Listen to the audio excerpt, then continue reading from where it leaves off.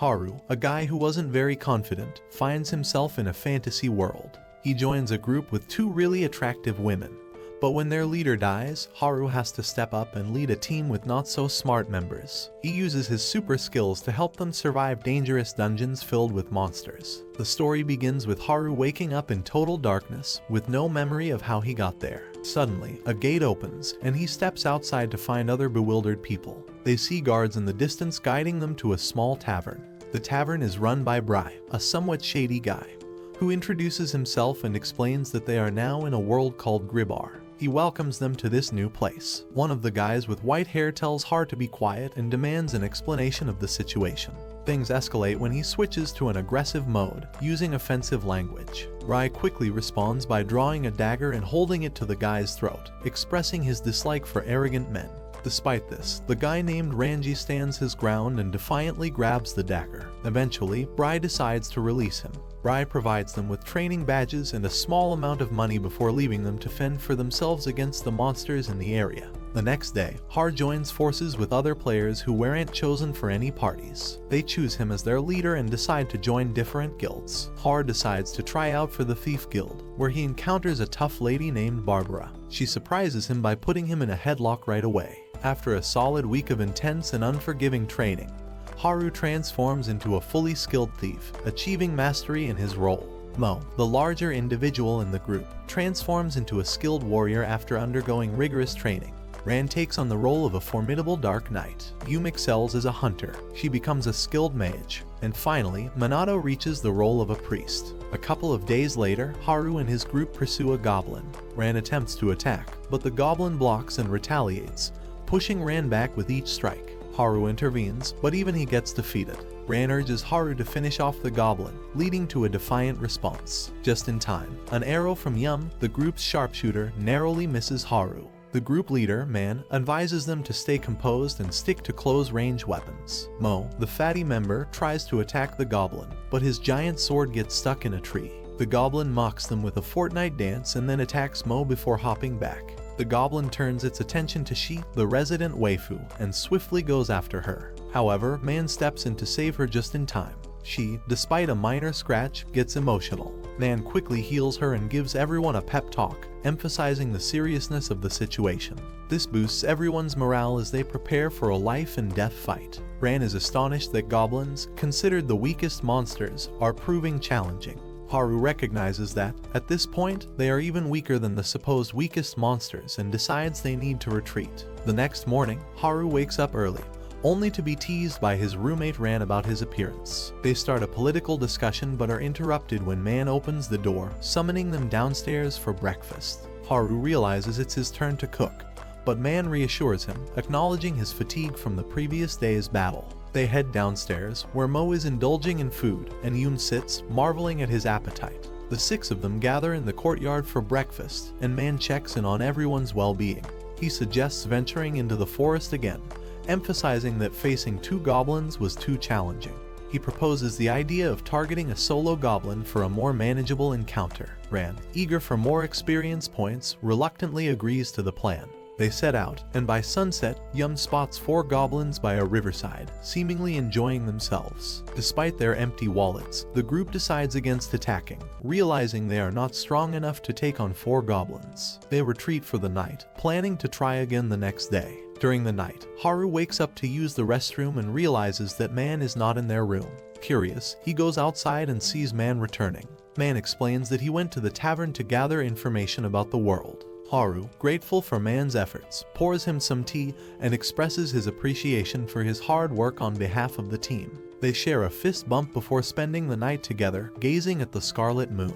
The next morning, they enter the forest, and Yume spots a lone goblin drinking water. She reports back to the team, and they prepare their weapons, slowly approaching the stream. They hide in a bush while Haru, armed with his dagger, gets ready to signal. However, Ran, the large member, shouts a war cry and charges toward the goblin, alerting it. Haru follows, but the goblin starts running. Yume shoots an arrow, halting the goblin, while Ran inexplicably finds himself entangled with trees. Haru stumbles and falls to the bank, and the goblin seizes the opportunity to attack. Haru dodges and attempts to counter, resulting in a clash with the goblin. Suddenly recalling his training, Haru swiftly slits the goblin's wrist, enraging it. The goblin launches another attack, but Haru skillfully dodges and evades. Man urges everyone to attack, and Ren makes a wild swing, missing and getting overpowered. The goblin attempts to finish him off, but Man intervenes, using his staff to save Ren. Yume casts a spell that misses its mark by a wide margin. The group surrounds the goblin, and Mo relentlessly attacks, applying pressure. The goblin, now on its last line of defense, screams, momentarily intimidating them. However, Ran regains focus and resumes the assault, clashing against the creature. Haru and Yume join in, but the goblin pushes them back. Yume perseveres, landing a hit. However, before Haru can capitalize, the goblin hurls its dagger, stabbing him in the shoulder. Haru cries out in pain as the goblin advances, ready to deliver a fatal blow. In a last-ditch effort, Haru stabs the goblin in the neck just as Ran pushes it off. Mo delivers the final blow, ending the goblin's threat. Shocked by the intense encounter, Yume rushes to Haru's side and helps him remove the dagger. Man swiftly heals Haru, while Ran searches the goblin's body and discovers a silver coin around its neck. Suddenly, the goblin swipes at Ran's legs and attempts to escape. However, Ran pursues, slashing it down before stabbing it in the back. Though the goblin remains alive, Ran relentlessly stabs its chest until it collapses to the ground. Ran, overcome with emotion, starts crying, and Haru notices his own trembling hands from the violence of the situation. After the encounter, they return to the city, selling their findings to earn money. They divide their shares before going their separate ways for the afternoon. Haru decides to explore the market, encountering various people, including a Sama Ran eating alone. The others enjoy their evenings in their own ways. That evening, they reunite at the bridge and watch the sunset together before heading back to bed, knowing they have to work again the next day for food. The next morning, Mo is once again indulging in food, and Haru returns from shopping, sharing some eggs with him. Haru then tries to wake everyone up, but Ran ends up teasing Yume about her figure, resulting in a slap on his face. The day takes a turn for the worse as rain starts pouring while they are in the forest. Forced to seek shelter under tents, Haru and Yume explore and discover a used campfire along with multiple goblin footprints. Recognizing the potential danger, they decide to retreat for the moment. Returning to the rest of the team, they all agree to call it a day since fighting anything in the rain is not feasible. Unfortunately, it means they won't earn anything on that day as well. 3 days pass with no earnings due to the continuous heavy rain. The group becomes extremely impoverished, reaching a point where Haru can't even afford a new pair of underwear. He's forced to wash and reuse the same pair repeatedly in their struggle for survival. The following day, they venture to a neighboring town that lies in ruins, known as a goblin base. Fortunately, the goblins here are not very vigilant, making them an easier target. Haru scouts and discovers a sleeping goblin in an abandoned house, reporting back to the group. They prepare for the hunt, taking their positions. Ran cautiously approaches a goblin, managing to stab it in the neck without waking it. The goblin awakens, screaming and attempting to retaliate, but Man swiftly strikes its face and then the head, finishing it off. The group secures a significant amount of loot from this goblin, boosting their morale. However, Man cautions them that it's too early to celebrate, emphasizing the need to safely head back. Following that successful day, the ruined town becomes their primary location, where they frequently find sleeping goblins for easy kills. Occasionally, they are compelled to engage in open combat, and at times, they spot larger groups of 4 to 5 goblins, which they wisely avoid. Focusing on lone, inexperienced goblins, they begin accumulating money.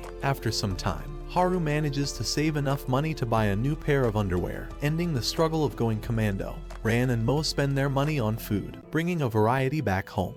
However, Man advises caution in spending, suggesting that saving could allow them to learn new skills for better combat. The group agrees and decides to get some rest before heading out for their next adventure. The next morning, Man and she head out for morning supplies. On their way back, Man decides to feed some birds. Seeing her curiosity, he invites she to try, and after some hesitation, she agrees. While feeding, a pigeon jumps on her hands, causing her to stumble and fall. Fortunately, Man intervenes, saving her from injury, and they continue their day. Heading into the ruins for another goblin hunt, one goblin engages in a direct confrontation with Ran.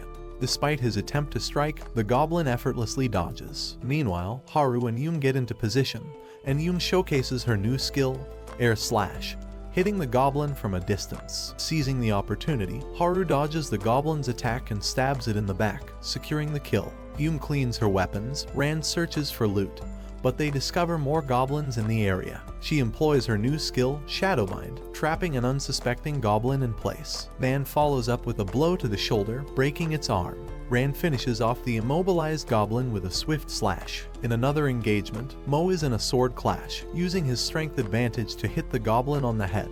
His special attack sends the monster flying into a wall, and Rand delivers the finishing blow by jumping on it. After collecting the loot, they sit down for lunch, marking a successful and eventful morning hunt. They discuss their improved teamwork and contemplate the possibility of taking on larger groups of goblins, feeling more experienced and stronger as a team. As they prepare for the afternoon hunt, Haru notices something shining on a building. Reacting swiftly, he pushes Man away just in time to take an arrow in the shoulder. Falling to the ground, Haru watches as another bolt nails him through the leg, causing him to scream in pain. Mo carries Haru to safety, losing his dagger in the process. Man rushes to heal him, but their focus is interrupted by the screams of the girls as a giant goblin emerges from a nearby house. Rand charges towards it, while Mo deals with another goblin. Man instructs everyone to back off, but they still attempt to fight against the overwhelming forces. It becomes clear that they are heavily outnumbered and in danger of death if they don't run. Retreating through the buildings, the group starts running away. A goblin rushes on top of a building, executing a surprising maneuver, and takes out Man with a precise shot. Despite the attack, Man keeps running, and they find their way into the forest, all breathing heavily and realizing the gravity of the situation. Haru notices that Man looks pale, and he collapses to the ground. Haru spots a crossbow bolt in Man's back, and the group quickly surrounds him, attempting to help. Man, being the only one with healing magic knowledge, tries to heal himself, but it doesn't work. Haru desperately asks him what they should do, but Man succumbs to excessive blood loss and dies right in front of them. Despite their efforts to revive him, it becomes clear that he is beyond saving.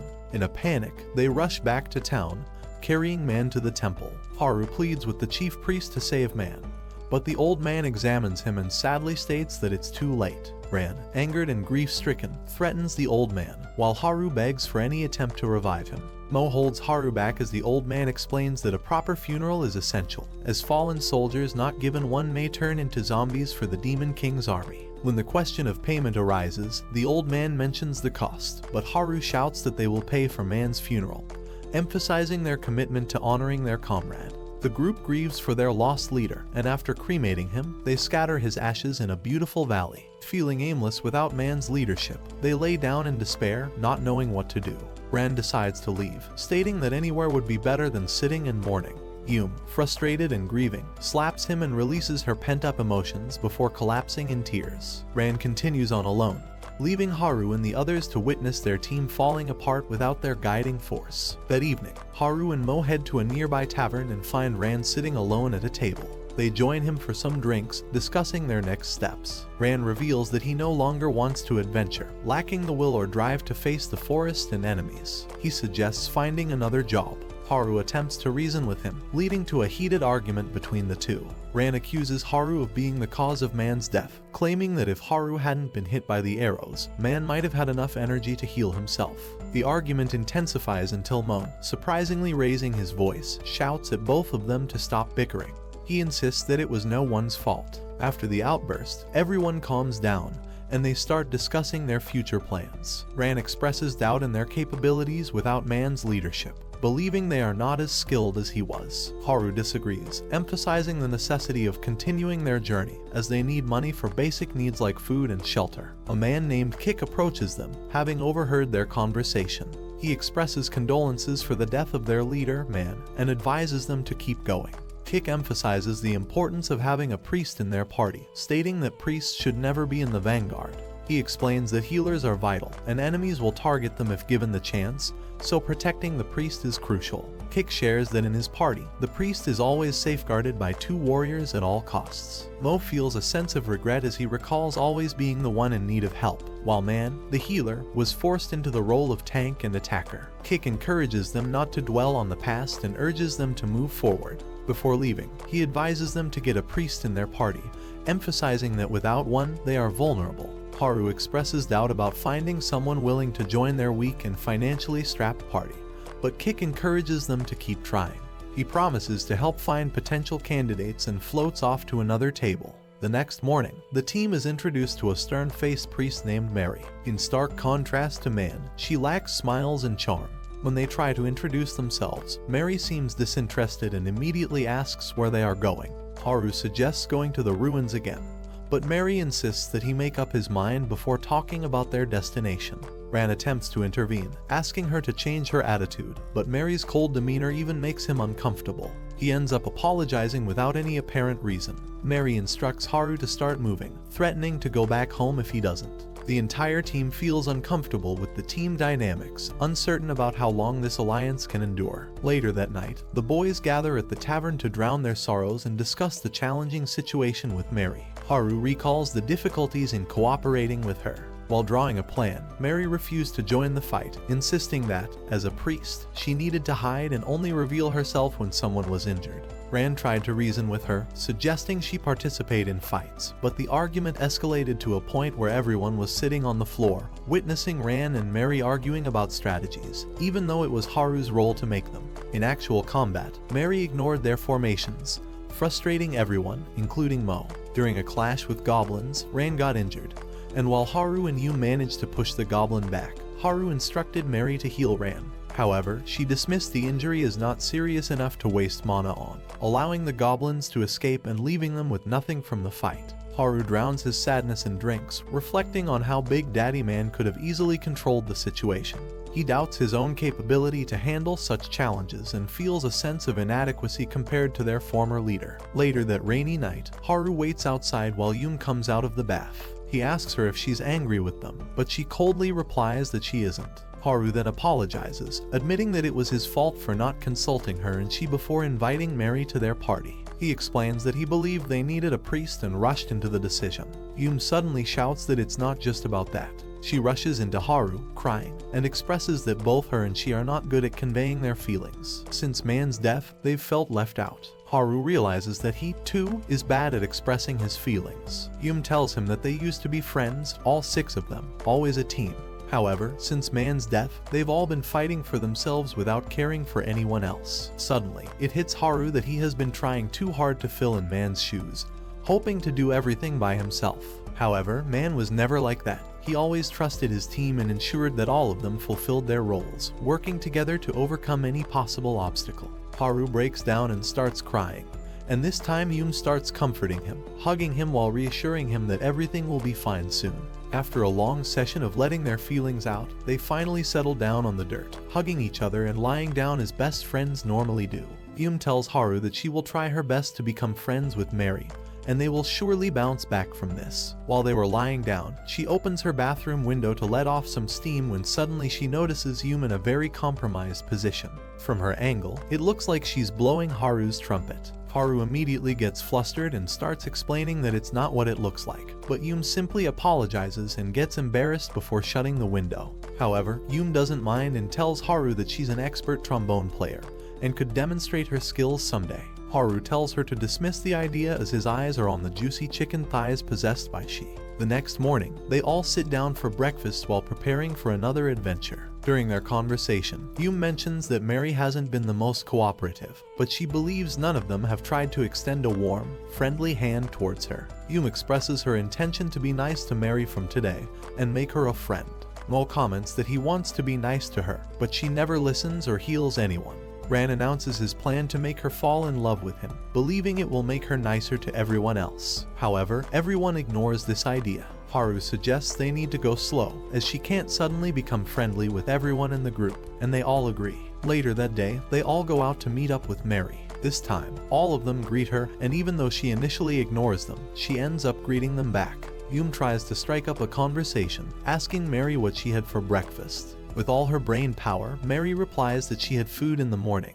Yume continues the conversation by asking whether she likes any snacks, but Mary simply states that she never snacks, and that's the secret to her perfect figure. Finally, they enter the ruined city and hide behind some rubble after spotting a bunch of goblins ahead. Haru makes a plan and tells them that Ran and Mo will attack first, while Haru and Yume will flank. Mary and she are supposed to provide support. Ran and Mo proceed with the initial attack, surprising the goblins, while Yume and Haru attack from the other side, sandwiching them. The goblin attacks Haru, and he barely dodges, while she provides cover and Yume comes in for support. They both begin attacking the goblins. On the other end, both Mo and Ran end up getting hit by their opponents and try to fall back. Mary immediately shouts at Mo and tells him to stay forward and not to fall back, as he is the warrior, which enrages Ran, who calls Mary a bitch. Ran skillfully dodges an attack and kicks the goblin away, following it up with a massive thrust that stabs the goblin in the neck. Meanwhile, Mo wins a sword clash and uses his heavy blade to crush his opponent, emerging victorious in the bout. The last goblin proves resilient against Haru and Yume, wielding two swords and making their attacks difficult to connect. However, Yume intervenes with a shadow bind spell, trapping the goblin in place and allowing Haru to deliver a decisive backstab, swiftly eliminating the threat. Celebrating their successful teamwork, Mary walks up to Mo, who sustained a head injury, and instructs him to remove his helmet for inspection. She apologizes for any pain he may feel and uses her healing abilities to cure the wound, stopping the bleeding and cleaning it up.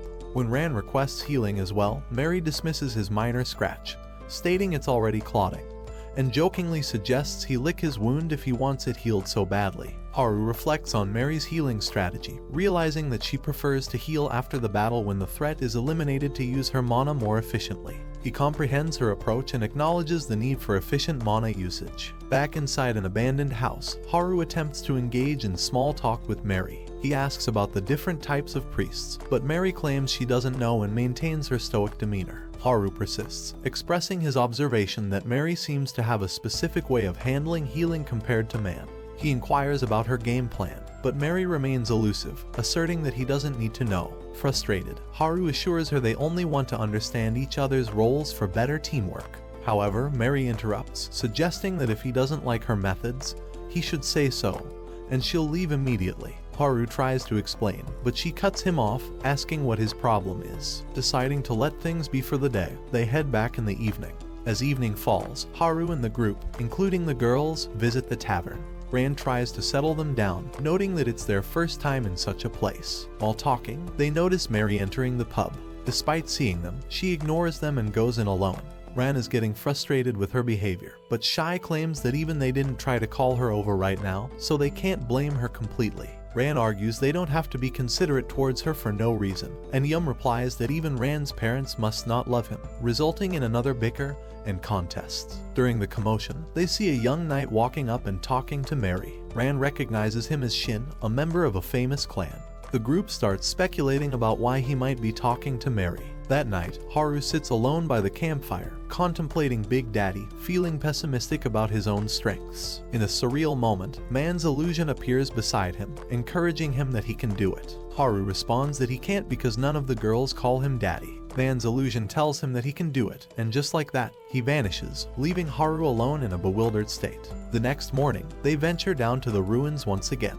Haru engages in a one-on-one fight, slashing at his opponent. He glances over at Mo, realizing the vulnerability due to the lack of a helmet. A single hit to the head could prove fatal, and Mo, unlike a thief, can't attack from behind. Haru carefully maneuvers, climbing behind the goblin while Mo pushes it back. Haru seizes the opportunity to slash at its wrist, confusing the creature, and Mo finishes it off by knocking it down the bridge. Reflecting on the fight, Haru acknowledges that he never considered his teammates' fighting styles or observed their battles closely. This realization dawns on him as a potential reason why he couldn't make plans like Man. As they walk through an alley, Haru suggests that Mo should buy a helmet, even if it's a cheap one. If money is an issue, he offers to contribute.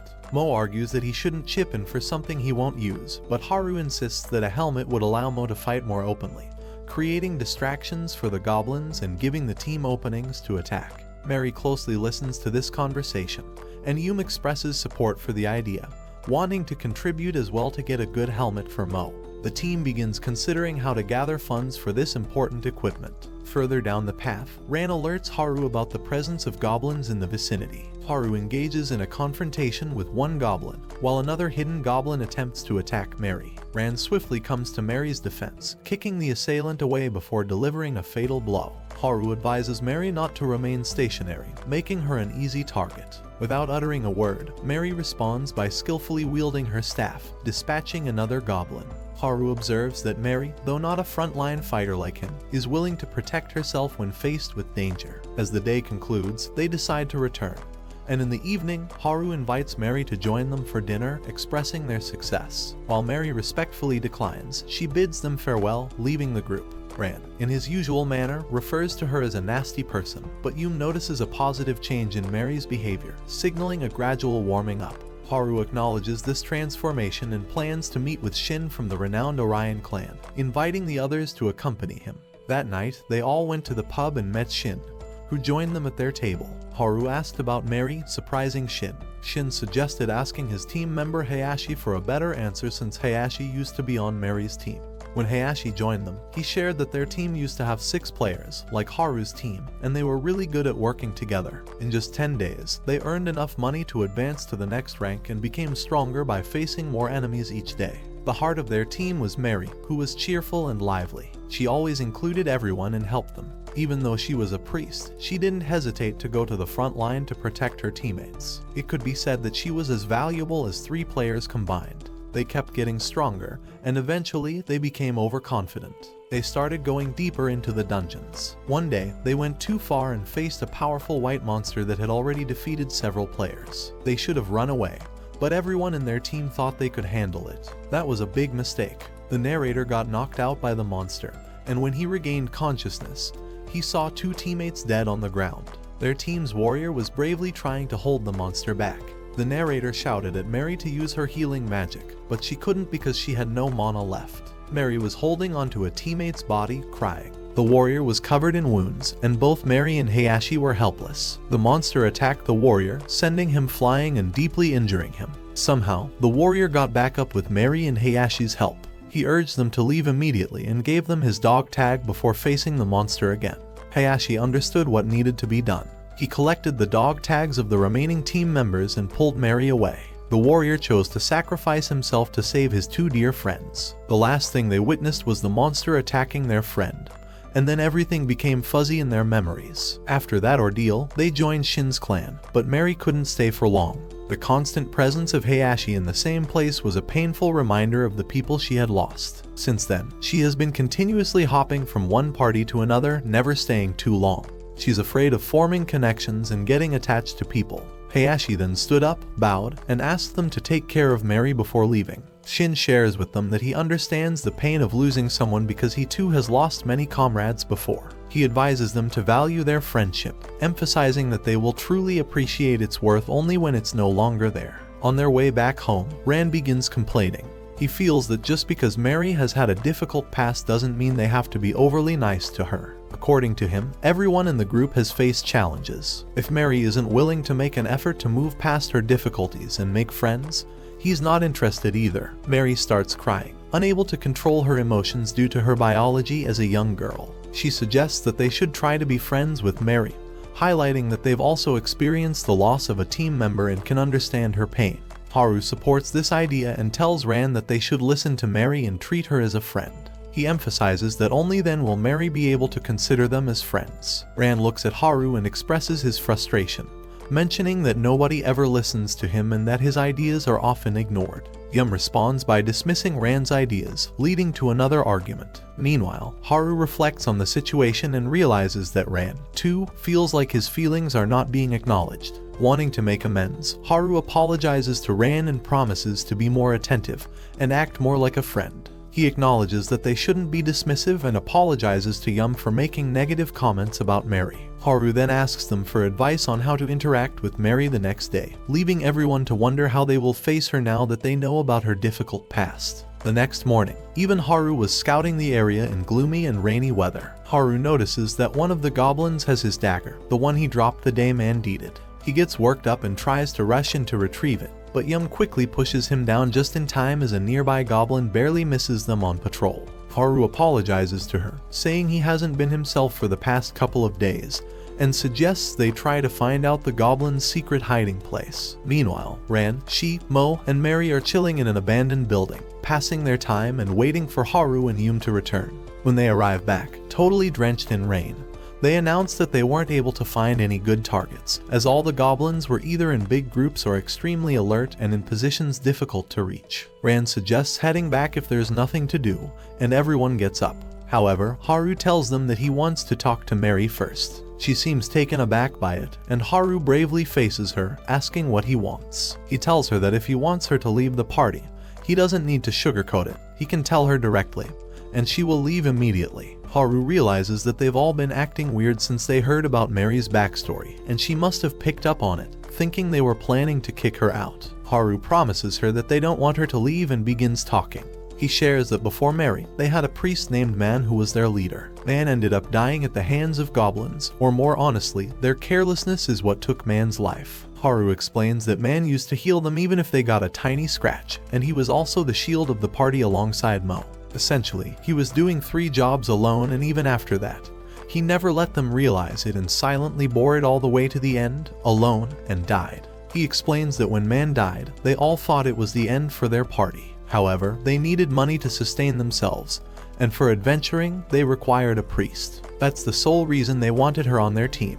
He reveals that originally, they were just a group of individuals taken in by other teams, and Man decided to befriend all of them, creating their party. Even after Man's death, they remain good friends who support each other through thick and thin. After expressing this, Haru tells Mary that, regardless of what she may think, he considers her a friend. Mary appears a bit surprised, but she chimes in, stating that she, too, considers them friends. Soon after, everyone, including Ran, tells Mary that they all want to be her friends. After the Ran finally stops in the evening, they all head back home with a beautiful sunset on the horizon. Just before going their separate ways, Haru invites Mary to help them find Mo's helmet. Predictably, Mary apologizes, stating that she won't be able to come. Haru persists and asks if she would like to join them for dinner, but she looks at them with sad eyes and explains that she needs a bit more time. After bidding them farewell, she runs away, while the rest of the party heads off to find Mo's helmet in the market. They manage to find a suitable helmet and return for the day.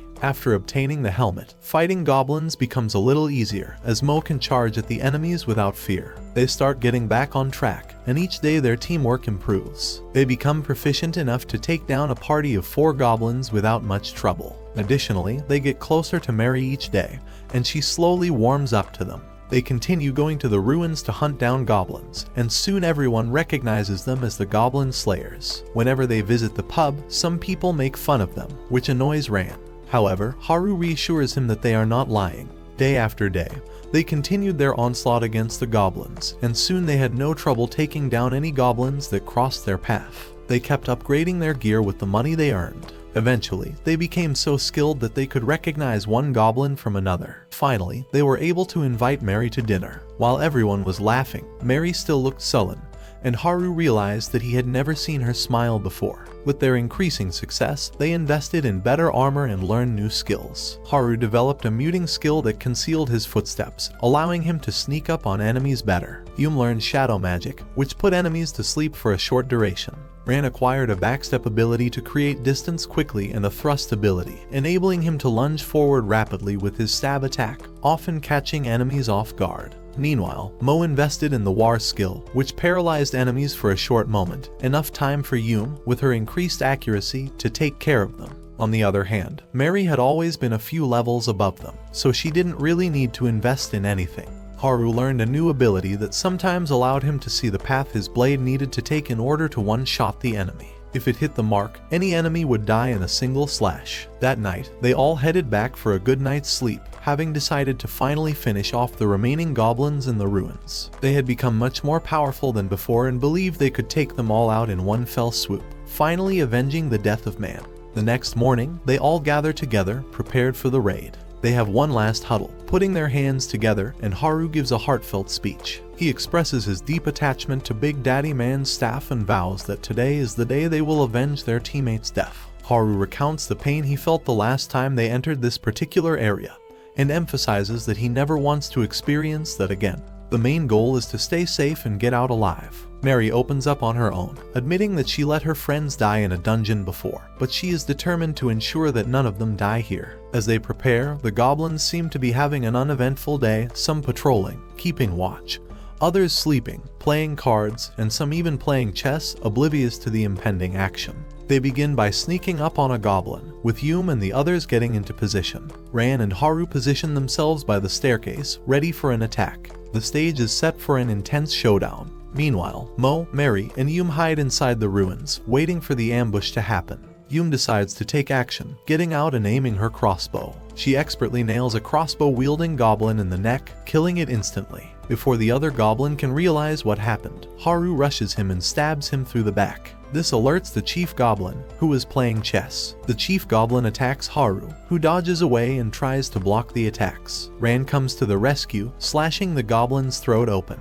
Meanwhile, Mo breaks through the door, alerting all the goblins, who start waking up and preparing for battle. The heroes systematically clear out a building, and as they spot two goblins coming down the staircase, Mo attacks, crushing one into the wall while the other one jumps. Yume covers it with her shadow blast, knocking it out temporarily. As it falls, Ran uses his sword to slash it midair, killing the goblin. Mo lands a powerful blow on the other one, killing it as well. Haru and the others head towards the top floor to prevent the goblins from assembling. However, a group of crossbow-wielding goblins is ready and starts shooting at them, forcing the heroes to take cover. The bouncer goblin, seemingly accustomed to a club-like environment, strides up and smashes the table behind which Mo was hiding, leaving him exposed. The bouncer then swings his club, hurling Mo into the wall. In response, Ran leaps forward, engaging the smaller goblins and leaving the larger one for Mo to handle. Meanwhile, Yume starts shooting arrows at the goblin general. The general proves to be much tougher than the regular goblins, effortlessly breaking the arrows in half. He rushes toward them with a thrust attack. Initially dodging the attack,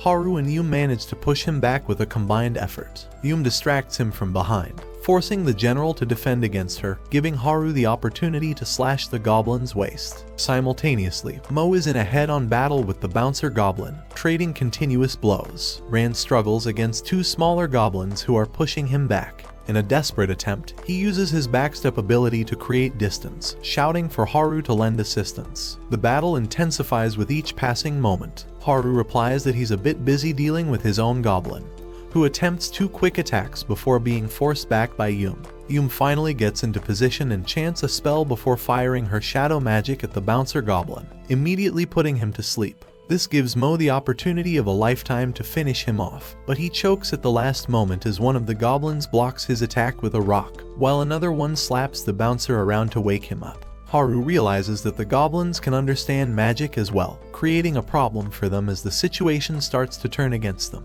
The goblin general ends up stabbing Yume in the shoulder and enraged Ran, who tries to attack but is blocked by another goblin. The battle takes a challenging turn as the goblins show their adaptability and resilience. Haru immediately rushes to Yume's defense, attacking the general, only to be blocked and pushed back. The general starts relentless attacks, gaining the upper hand. Realizing that he might end up taking a lethal blow, Mary arrives just in time and switches positions with Haru. As the general tries to attack Mary, she skillfully blocks his blow, and playfully boinks him on the head with her staff. This creates an opening for Haru, who rushes in with his attack, stabbing the general in the chest. However, the general, proving to be incredibly resilient, is still alive and kicking. Haru attempts to stab him in the heart, but the monster uses his hands to block the attack and retaliates by hitting Haru with the back of his spear, pushing him away. Mary quickly uses her healing ability on Yume, and when they turn their attention towards the general, he has already escaped. Meanwhile, Ran and Mo continue their fights with their opponents. Despite Mo taking quite a beating from the bouncer goblin and feeling dizzy, he doesn't back off, providing the rest of the team with enough space to continue the fight. The battle remains intense as the goblins prove to be formidable adversaries. She tries to fire another shadow blast at the bouncer, but he dodges before hitting Mo again with his club. Mo falls to the ground, but Mary immediately casts her healing magic on him while Yume gets back into the fray. Everyone is occupied, and she decides to take matters into her own hands. She runs ahead, chanting her spell, and shoots another shadow blast at the bouncer from behind. This time, it hits the mark just before two goblins tackle her down. The bouncer gets knocked out for a moment, providing an opening for Mo to deliver a decisive blow, breaking the ground beneath. Witnessing this, the other two goblins start running away, but Ran uses his dash ability and stabs one of them in the back, killing it. Fortunately, she isn't hurt, and even Ran acknowledges her bravery. They regroup and decide to follow the remaining goblin to end the threat once and for all. They ascend to the top floor, where they find the general sitting in a chair, barely alive, blood dropping from his injuries, and breathing heavily, unable to move. Ran walks up to him, putting his sword at the goblin's neck, However, before Ran can strike, they hear a swish sound and turn around to see that Mary has been hit with an arrow shot by one of the hiding goblins on top of the beams. Mary falls to the ground, and Ran rushes to catch her. The general seizes the opportunity and gets up again to chase Haru. Yume slashes his legs, but Haru takes an arrow in his arm while protecting Mary. Ran tries to finish the general off, but his armor protects him, and he manages to escape.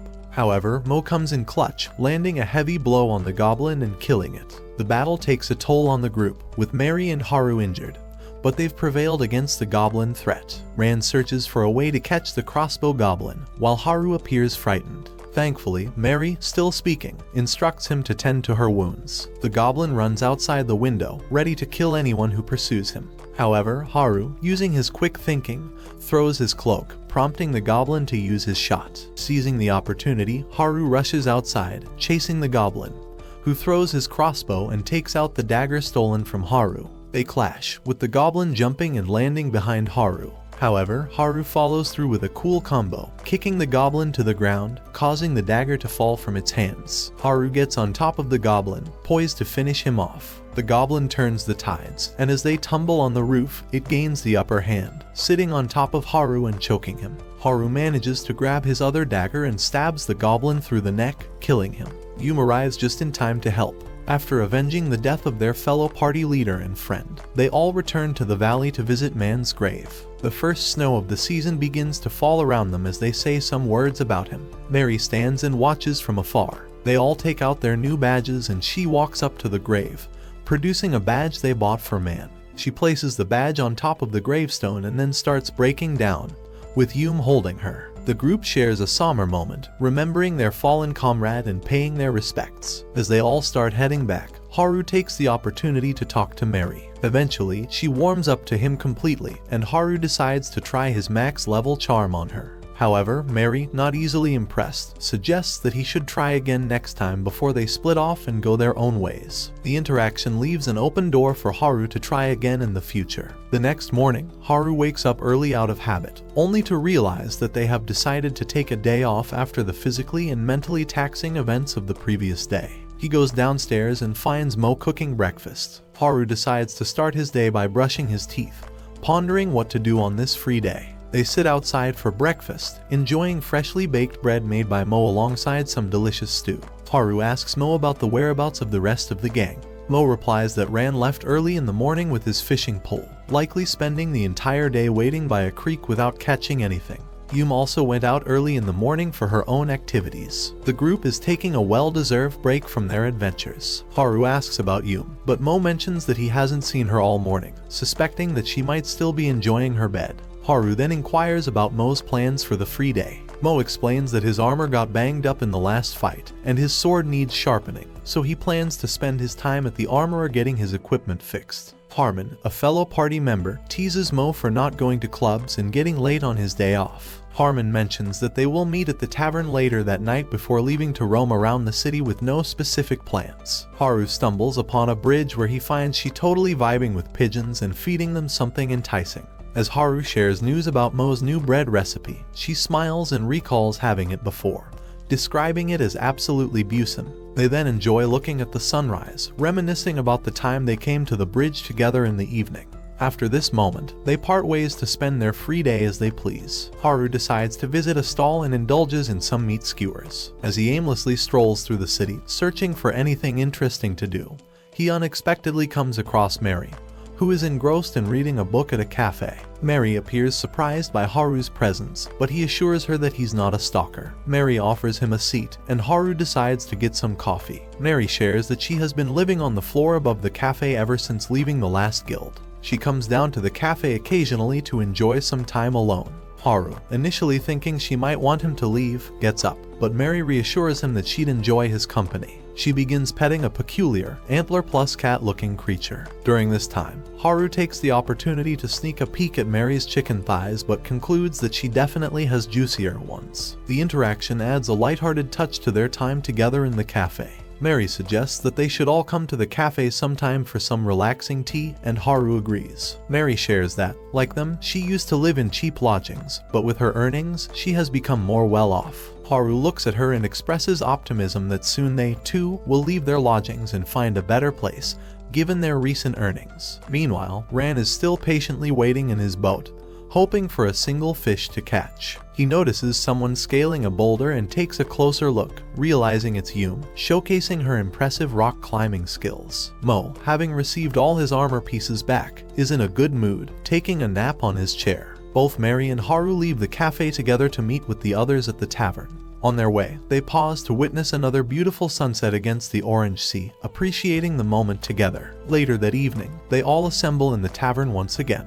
While talking, Kick stumbles upon them and shares some disturbing news about the city. According to him, a group of rookie adventurers entered the ruined city and encountered a bunch of armor-clad goblins. These goblins not only killed several of their teammates but also injured a few. Mary adds that she is pretty sure they killed all the goblins from the main ruined area, but suggests that it's very possible a group of goblins, possibly related to the ones they defeated, came back to occupy the area and seek revenge. Kick confirms this, stating that these goblins seemed fully prepared for a fight and were angrily patrolling and searching every part of the city to ensure it had no adventurers inside. The news raises concerns among the group, realizing that the danger might not be over. After Kick leaves, having added a rather inappropriate touch, Haru and Mary return to the table. Haru shares the rumors about goblins still being present in the ruined city. Hiro suggests going back to the ruins to check things out, but Ran interjects, expressing concern about wasting a day if the rumors turn out false. Mo suggests switching their hunting ground, as they've been exclusively adventuring in the ruins for a while. Haru softly proposes going to the Siren Mines, which surprises everyone, especially considering it's where Mary lost all her teammates. He quickly tries to apologize to Mary,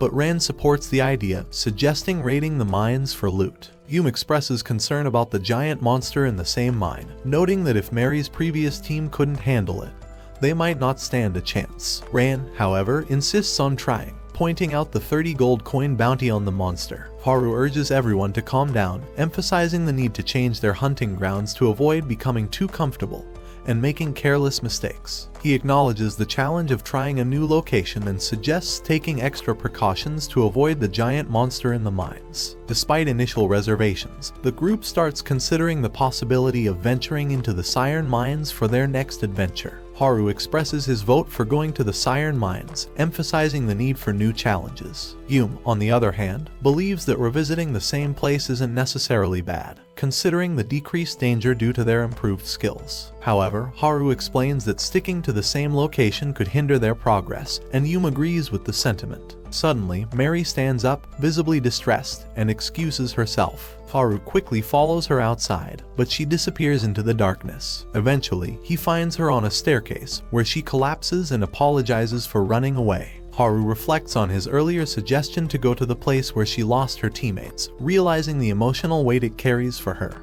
Mary confesses that she may struggle to remain calm and collected inside the mines, not just now, but possibly in the future. Haru reassures her that he won't put her in a position where she feels uncomfortable. This assurance gives Mary the courage to admit that she needs help and can't face it alone. Haru promises that they will stand beside her, emphasizing their friendship and support. Mary wipes away her tears, expresses gratitude for his words, and looks forward to their next adventure. Before heading to the mines, the group decides to upgrade their skills and gear to maximize their chances of coming out alive from this potentially challenging expedition. The camaraderie and mutual support within the group become evident as they prepare for the next phase of their adventure. Haru visits the Thief Guild to meet his trainer, Barbara Collin. Their interaction is intense as Barbara swiftly closes the distance and puts a knife to Haru's throat, emphasizing that in a real fight, he would be defeated instantly. She proceeds to train him rigorously, incorporating various techniques and keeping him on his toes. After multiple beatings, she humorously torments him while sitting on his stomach, questioning his romantic experiences. Despite Haru's exhaustion, he shifts the conversation to the magical path he occasionally observes in battles and seeks Barbara's insight. Barbara acknowledges the significance of this ability, mentioning that experienced adventurers can perceive it. However, she warns him not to get too confident, emphasizing that it's not an extraordinary skill. When Haru inquires if she can see it, Barbara playfully confirms that she occasionally experiences it but cautions that the ability comes naturally and can't be forced. She advises Haru to focus on becoming stronger if he wants to see it more frequently, and resumes his training. The session continues as Haru strives to improve under Barbara's guidance. After several days of preparation, the team is now fully equipped and ready to explore the dungeons of the Siren Mines. As they stand before the mountain, Haru offers words of advice, emphasizing the uncharted nature of their upcoming journey. He urges everyone to exercise heightened caution in this unfamiliar territory, marking the beginning of their perilous adventure. As the team ventures deeper into the Siren Mines, they encounter a new type of monster called cobs. Haru faces off against one of these creatures, managing to slip past its initial attack but struggling to counter. However, with the help of Mo, they successfully defeat the monster, and Yume takes the opportunity to demonstrate her knife skills by dispatching another cob. Moving forward, Ran faces a challenging opponent, utilizing a spell that instills fear in the cob, creating openings for him to exploit. Despite the warning that stronger and more numerous cobs await deeper in the mines, they continue their descent. Mary advises the team to avoid unnecessary fights on this level, as the cobs here are stronger than the ones encountered near the entrance. As they progress, the team hears ominous howling noises, heightening the tension. Haru, however, remains confident, encouraging the team to press on despite the challenges they may face in the perilous depths of the mines. After dealing with the sleeping cobs in the chamber, the team moves forward cautiously. Mary, with her shadow magic, proves to be a valuable asset in creating strategic advantages for the group. However, they soon realize that navigating through the mine will be more challenging than anticipated. As they progress, they come across winding tunnels and dark corridors, each presenting its own set of dangers. The eerie silence is occasionally broken by distant sounds, indicating the presence of other creatures within the depths of the mine.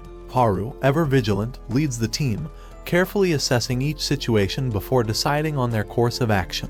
Despite the initial success in handling the cobs, the tension rises as they delve deeper into the unknown territory of the Siren Mines. The team's bond is put to the test, and their skills will be crucial in overcoming the challenges that lie ahead. Mo suddenly stops where he was because he heard something. They all peer into a hole inside the wall, only to see a bunch of cobs sleeping inside it. Mary claims they are really lucky that these cobs are not patrolling the area. They start moving randomly. On the other hand, someone stops for a moment, contemplating whether to simply kill them all for easy loot. Haru tells him that it would be a low thing to do, even for someone like him.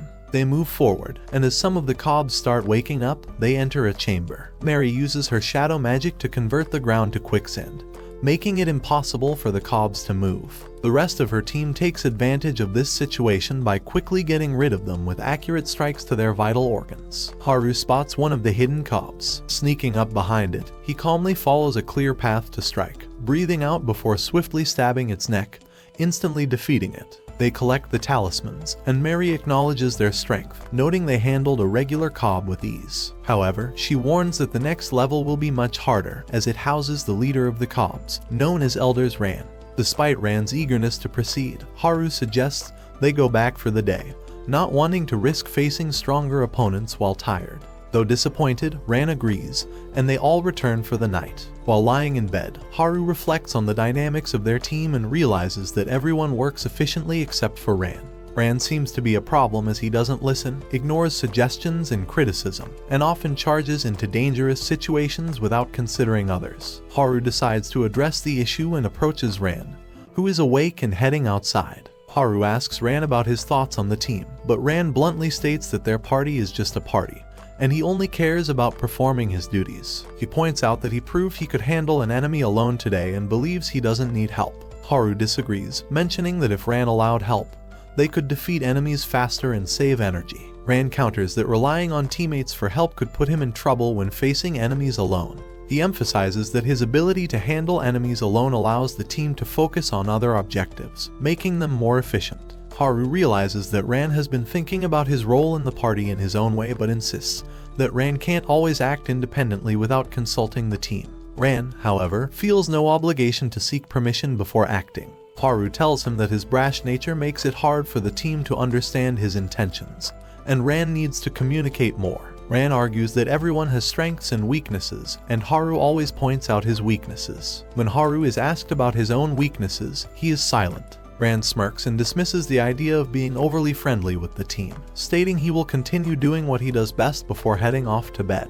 The next morning, Haru wakes up to the sound of knives hitting a wooden board. He finds Wai practicing her knife-throwing skills and is impressed by her abilities. She shows him the knives she recently bought and explains that she has been practicing every day to improve her throwing skills. After stretching, they enter the dungeons. Mary showcases her new ability that doesn't deal much damage but numbs and weakens the opponent, complementing well with Ran and Mo, who can finish the kill with their heavy attacks. However, Ran seems to be struggling and having trouble dealing with an enemy. Haru quickly jumps in and stabs the enemy in the neck while Ran thrusts his sword, narrowly missing Haru. Haru gets a bit frustrated but attributes it to Ran being somewhat clueless. He then turns his attention to Yume, who is holding her own against a cob. Haru assists by slashing the monster's leg, giving Yume the opening to deliver 2 solid strikes. Mo finishes off the enemy using his new ability called the air thrust, allowing him to close the distance quickly and attack enemies from a range. As they encounter one of the elders, she uses her magic spells to slow it down. Haru suggests playing their cards right to defeat the monster without injuries. However, Ran impulsively goes for a thrust and kills the monster. Descending to the next level, an open farmland, they spot strange animal-like creatures approaching. Ran attempts to poke them with his sword, but Haru warns against it, leading to a disagreement. Suddenly, Murray instructs them to crouch, and they all drop down as cobs search for intruders. Ran suggests killing them, but Mary advises against it, citing the overwhelming number of cobs. Unfortunately, Ran trips over a wire, alarming the cobs and prompting them to howl and search for the source of the sound. The team hears loud footsteps, and Mary freezes on the spot. The team observes the creatures cautiously, with the scene set for a potential encounter in the farmlands. Haru tries to call Mary, but she doesn't respond. Peeking through the bushes, he spots a huge monster with black and white patches known as death spots, the creature that killed Mary's old teammates. Mary, still in shock, is having a panic attack. Haru walks up to her, snaps her back to reality, and apologizes for spacing out. Mary instructs everyone to follow her quietly as they descend to the next level. The next level feels like a nightmarish landscape with lava everywhere. They spot cobs working with metal and making armor. Mary urges them to move quickly, and Har takes a stealth approach. He plays Assassin's Creed, jumping on one of the guards from above and killing it silently. Ran grabs the body quickly to avoid making a sound. They hide the body and narrowly avoid another cob. Running from cover to cover, they finally enter a cave filled with beautiful plants and statues. Taking a moment to rest, Mary reveals that this is where she lost 3 of her teammates. As they sit down, Mary picks up a staff that used to belong to her. She explains that she dropped it here when they ran. While resting, Yume suddenly gets up, claiming to hear something. Ran grabs one of the light plants and throws it in the direction of the sound, revealing 3 hooded figures standing in the darkness. As they move forward, Haru realizes that these are zombified adventurers who never received a proper funeral. Mary recognizes them as her former teammates. Mary calls them by their names, hoping they'll snap out of it, but they seem too far gone. The zombified adventurers immediately draw their weapons. Our heroes prepare, gearing up with weapons and armor. The zombie mage casts a massive fire magic toward them, but they manage to dodge the attack. Mary instructs Haru to cover her as she wants to go ahead and confront her former teammates. Haru realizes that Mary has recently learned a dispelling magic that can reverse the changes on a zombified corpse. However, to accomplish this, she needs to get into close quarters with the zombies. Unafraid, Mary walks towards her zombified former teammates. Haru quickly assesses the situation and instructs Mo to deal with the warrior, Ran to handle the thief, with Mary as their backup. Haru and Yume will follow behind Mary. Mo and Ran attack their opponents, while Haru faces the zombie mage. The mage dodges Haru's attack and immediately uses a firewall spell to block their view. Ran gets pushed back by the thief, prompting she to use her shadow magic to bind the enemy, giving Ran the chance to attack. However, to their surprise, the thief manages to block Ran's blows and continues to fight, even after being immobilized. Haru realizes that he might have been mistaken, considering that a thief is weak against heavy attacks that Mo can deliver. Conversely, if he fights elusively, the thief can engage Ran endlessly without getting tired. While he is distracted, both he and Yume get hit by fireballs, prompting them to be more careful. Meanwhile, Mo's opponent proves to be much more agile, executing an acrobatic attack that pushes Mo back. She attempts to use her sleep magic on the warrior zombie, but it doesn't seem to affect it at all. The situation becomes more challenging as the battle unfolds. Meanwhile, Ran screams for support as the thief proves elusive. Haru realizes that he needs to take action. Running along the firewall, he spots Mary heading through the fire towards the mage. Following her inside, he sees her preparing to use her dispel magic. Haru immediately attacks the mage, forcing her back and giving Mary the opening to reverse the curse. The zombie briefly turns into a real human before turning to dust as Mary hugs her. After that, Haru instructs Yume to assist Mo, while he heads towards Ran to deal with the thief. Despite a series of attacks, Haru misses, realizing that the zombie thief's skill level matches his. He signals to Ran, engages in a flurry of attacks, and Ran seizes the distraction to slash through the zombie's legs. Mary rushes in and uses her magic to reverse the curse again. Ran moves onto the warrior, attacking alongside the now human thief. Haru grabs the warrior from behind while Mo slashes away its arms. This gives Mary the opportunity to dispel the curse on her final teammate. They finally sit down to relax and talk when a huge explosion is heard, and they spot a massive cob entering the cave, triggering serious flashbacks for Mary. Haru urgently instructs everyone to run, but Ran insists that he save himself. The massive monster swings its sword at Ran, but Haru narrowly dodges using a slipping maneuver. Mo grabs his sword and rushes toward Haru, slashing at him, but Haru skillfully evades and runs to the other side.